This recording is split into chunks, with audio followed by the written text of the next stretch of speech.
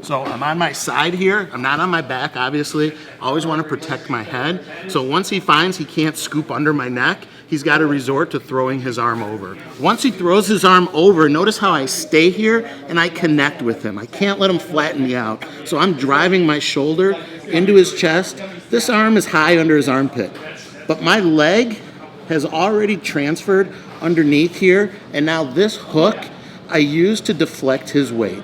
So if he tries to put his weight into me here, I use this to deflect.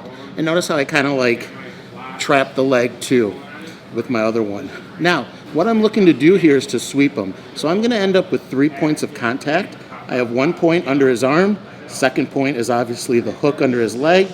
And I want to make a third connection here with the pant leg. If I can't reach, you see how it's just a little out of reach? I'm going to rock him a little bit just to grab it and then put him back down. Now, I'm not lifting him straight up in the air. I'm going to rock him towards his head with all 3 points, just like this.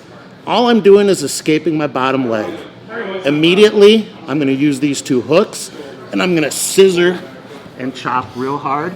I keep under this arm so he can't transfer to a elbow escape here. Slide myself up, and now I'm in the mount. Okay. Most important thing here is establishing that top hook early. Best time to do that is right now when he's switching his base. You'll see I'm able to put that hook in. I establish immediate connection with him, and more importantly, it prevents him from flattening me out here. I'm able to elevate him up using the 3 points of contact I mentioned earlier. And also here, I keep my feet connected to his legs to execute the sweep easier and establish my top position all the way through the movement.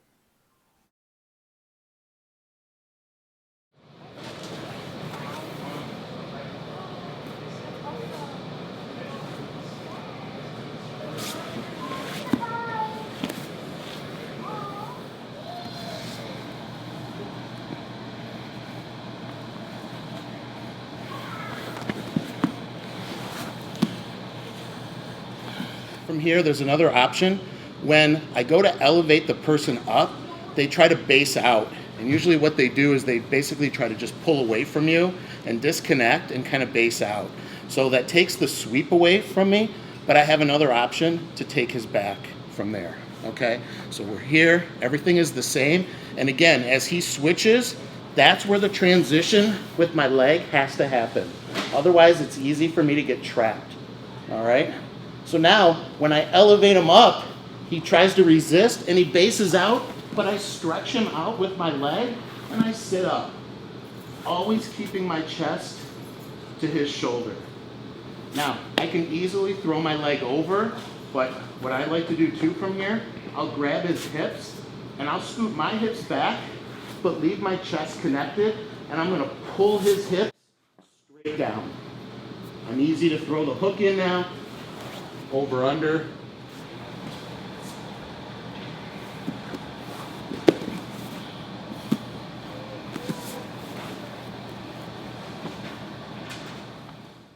All right, so once again from this angle, you'll notice he's switching his base, and that's when I put that top hook in.